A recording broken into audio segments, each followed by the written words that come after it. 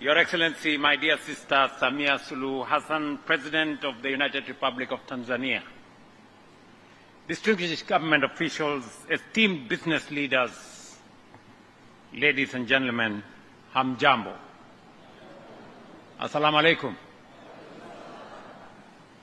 It is my distinct honor and pleasure to join you here in Dar es Salaam for this Tanzania-Kenya Business Forum, a forum that reflects our shared resolve to translate our strong bilateral ties into practical, results-oriented and driven economic partnerships that create opportunity, drive trade and investment, and deliver real benefits for our people.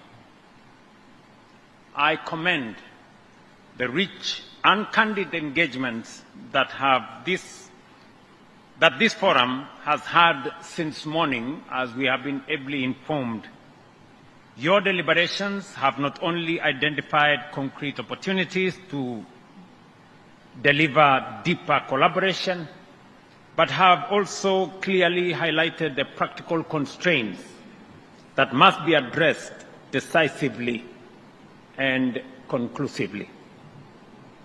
Your Excellency, the Kenya-Tanzania partnership is anchored in deep historical ties and a shared vision for prosperity. Today, that partnership is evolving into a dynamic economic relationship driven by strong trade, investment, and strong people-to-people connection. Within the framework of the East African Community, we are demonstrating that regional integration is not merely an aspiration, it is achievable. According to the latest quarterly statistics bulletin by the East African Community Secretariat, total East Africa trade increased significantly from $124 billion in 2024 to $156 billion in 2025, representing a 25% growth. Intra-EAC trade grew even faster by 28%, rising from $15.1 billion to $19.3 billion over the same period, though it still accounts for only 12% of the region's total trade. Our bilateral trade remains strong and steadily growing, reaching 860 million shillings in 2025, a slight reduction from $950 million in 2024, with near balanced flows on both sides. These numbers reflect deepening complementarities and expanding value chains between our two economies. Let me expound on this. We lost a bit of trade,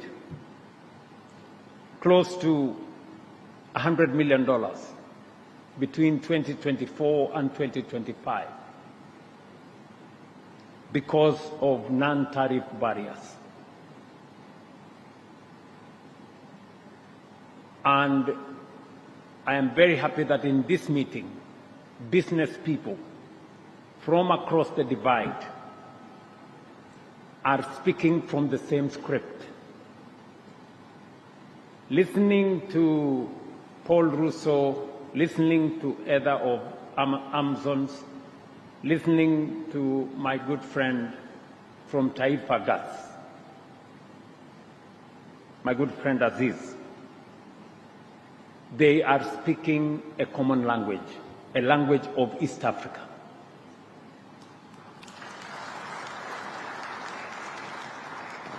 The reason why we are losing trade, we should have crossed by now the $1 billion mark.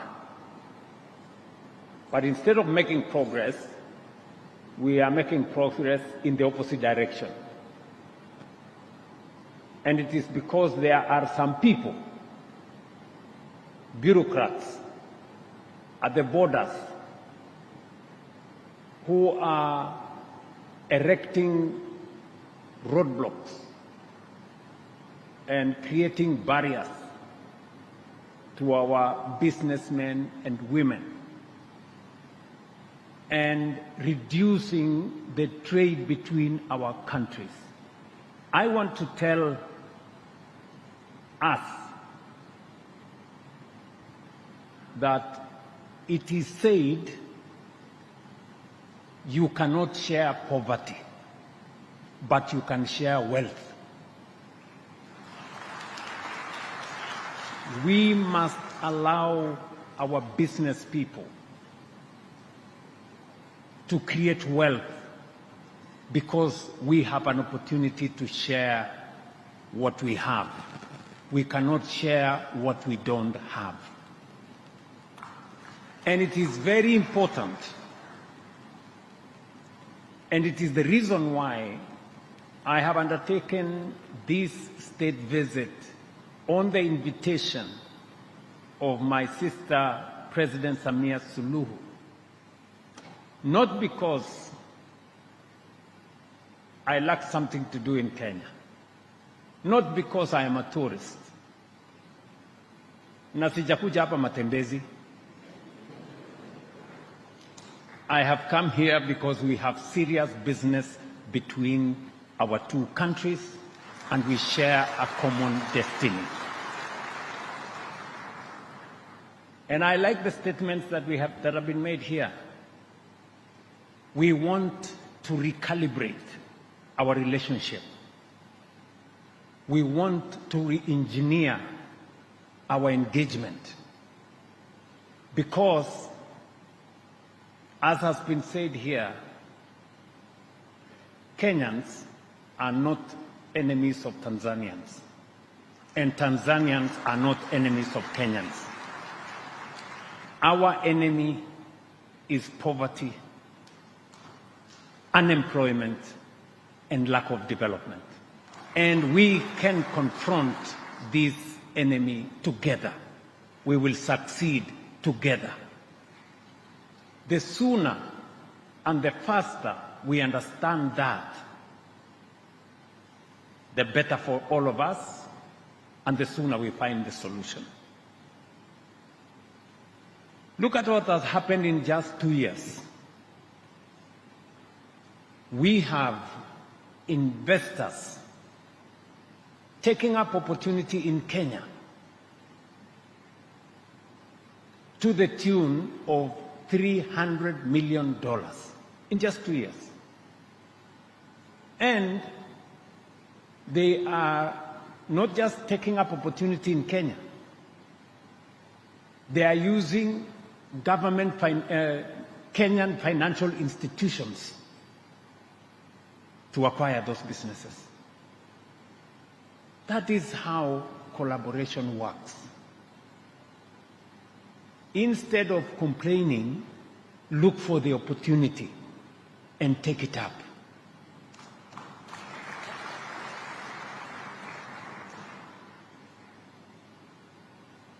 Let me give you an example.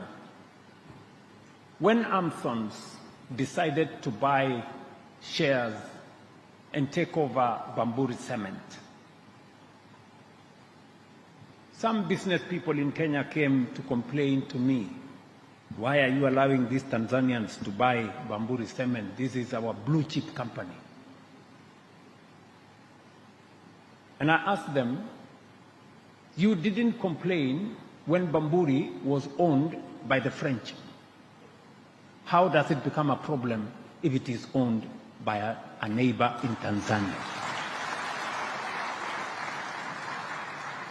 So are you telling me it was okay for the company to be owned by a French company and you have a problem if it is owned by a Tanzanian national, an East African, a neighbor? This is the kind of mentality we want to kill. We want to make sure that what is Tanzanian is Kenyan, and what is Kenyan is Tanzanian.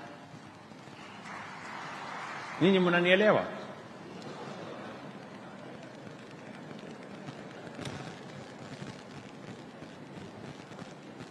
Investment flows are equally strong. Kenyan investments in Tanzania now exceed $1.7 billion, spanning financial services, manufacturing, telecommunication, and retail, while also positioning Kenya as a dependable source of industrial input for Tanzania. Tanzanian investments in Kenya, now over $330 million, are on the rise, particularly in tourism, manufacturing, energy, and agriculture. Together, these investments are driving job creation, facilitating skills transfer, and strengthening industrial capacity in both countries. Beyond trade and capital, our people remain the backbone of this partnership.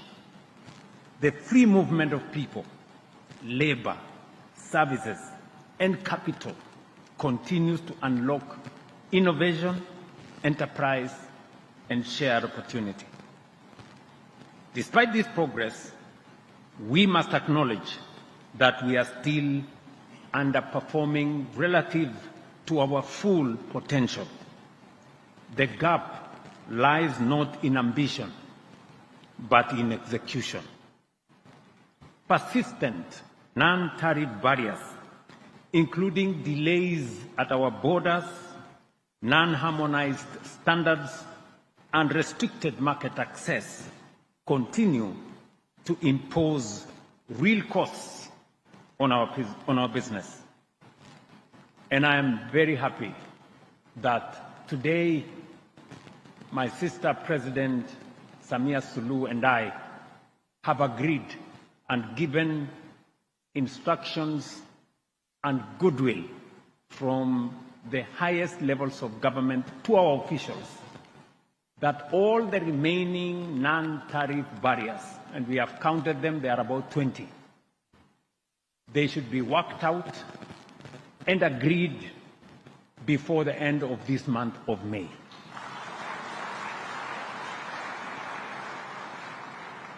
So that we can provide a seamless opportunity for our business people to work. Looking ahead, there is urgent need to enhance the building blocks of an efficient business ecosystem through infrastructure and connectivity, which are pivotal in unlocking our shared competitiveness across all sectors. Efficient transport networks, modernized ports, and robust digital systems will continue to be more consequential than ever before in lowering trade costs and amplifying regional value chains and potential. Ladies and gentlemen, first, we must strengthen the physical backbone of our integration from the seamless linkage of our standard gauge railways to greater complementarity between the ports of Mombasa and Dar es Salaam, and the transformative 400-kilowatt Kenya-Tanzania power interconnector is such one example. These are critical infrastructure projects that will drive economic growth and deepen our regional integration. Just for your information, the gas pipeline between Tanzania and the port of Mombasa, we signed off today for a feasibility to be undertaken and the necessary construction to be done so that we can connect the gas fields that you have here in Tanzania to Mombasa for us to get gas from this country and use it in Kenya to power our development.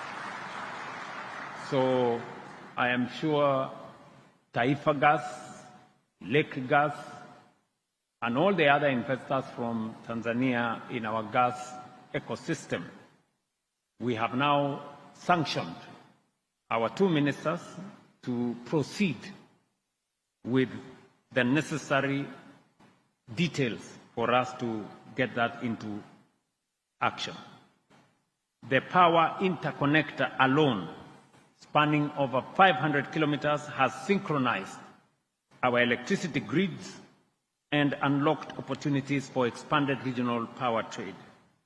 Reliable and affordable energy is the fuel that drives industrialization, and this project speaks to what coordinated regional action can achieve. Second, we must build a seamless financial and digital ecosystem. Our banks are already regional champions. Our mobile money platforms are global benchmarks. The next step is clear: real-time, cross-border payments, interoperable fintech systems, and deeper capital market integration to unlock the digital economy at scale. I am looking forward to having a conversation on how we can finally actualize the mobile one area network. As you know, phone calls today from Kenya to Uganda and Rwanda are considered local telephone calls. There is still a problem. We still consider a phone call to Tanzania that it is a foreign call. Foreign to where? You know? Really, the people in that space, our investors in the mobile space between Kenya, Tanzania, and Uganda, including Rwanda, we should harmonize that space.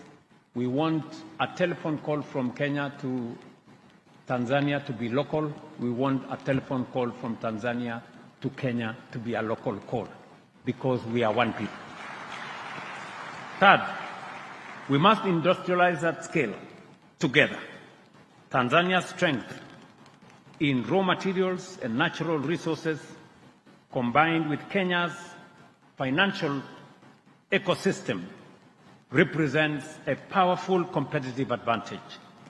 Together, we can build integrated value chains in agriculture, pharmaceuticals, construction materials, and much, much more.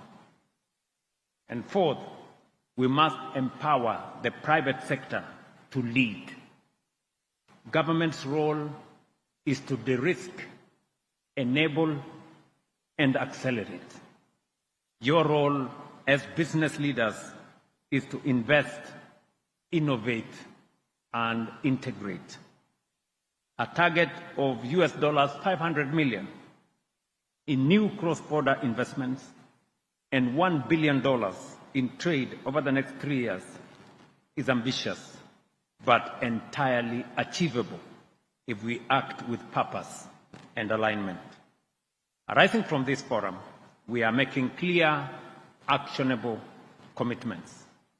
On non-tariff barriers, I have said we must transition from seemingly endless discussion to execution. Our governments will establish a joint mechanism to eliminate all outstanding barriers, publish a time-bound resolution plan, and implement a continuous monitoring system to ensure new barriers are addressed swiftly and conclusively. On private sector engagement, we fully support the establishment of a Tanzania-Kenya Joint Business Council as the central platform for structured collaboration, and I'm very happy that the business communities have signed an MOU here to facilitate. Through sector-specific working groups, we will ensure continuous engagement and translate private sector priorities into investments, partnerships, and measurable outcomes. Beyond the Joint Business Council, we will institutionalize the Tanzania-Kenya Business Forum as an annual platform to review progress, track implementation of commitments, and unlock new opportunities.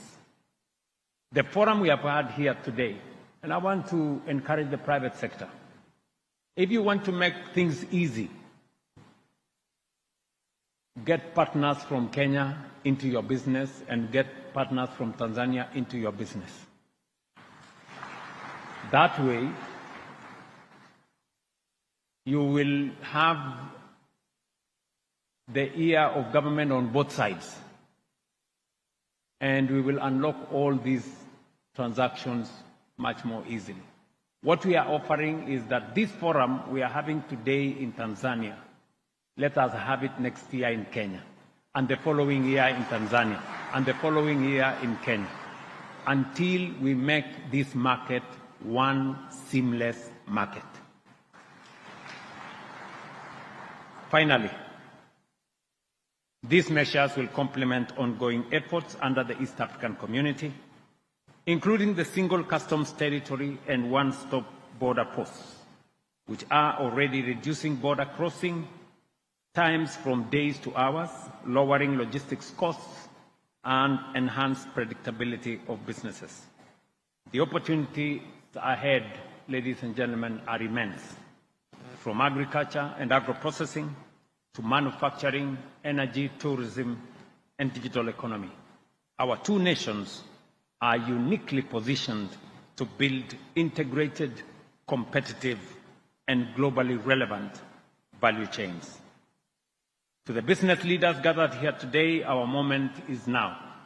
We must seize the abundant opportunities before us by forging partnerships and investing boldly. We reaffirm our steadfast resolve to providing a stable, predictable, and enabling environment anchored on regulatory clarity, investor protection, and private sector-led growth. Together, we are building two separate markets into an integrated economic system, and we are doing so not as competitors, but as co-creators of shared prosperity. If we act with unity, with resolve, and with purpose, I have no doubt that the Kenya-Tanzania partnership will ultimately stand as a continental model of what African integration can achieve: practical, impactful, and private sector driven. Let me conclude with the remarks that was made by the gentleman who prayed for us. That gentleman who prayed read a verse that I am very familiar about in Psalms 133. Correct? Yes. And in that verse, he told us, that verse says how good and how pleasant it is when brothers live together in unity. That is the unity of purpose we are called upon here. And as he read that verse, I was seeing uhuru na umoja. We got uhuru, but what happened to umoja? That is what the prayer man was telling us. Unity. And I want to add that if he had continued reading that verse, in verse 3, it says, where there is unity, God commands a blessing. So that is the future. Thank you very much. God bless you, and see you soon in Nairobi. Asanteni sana.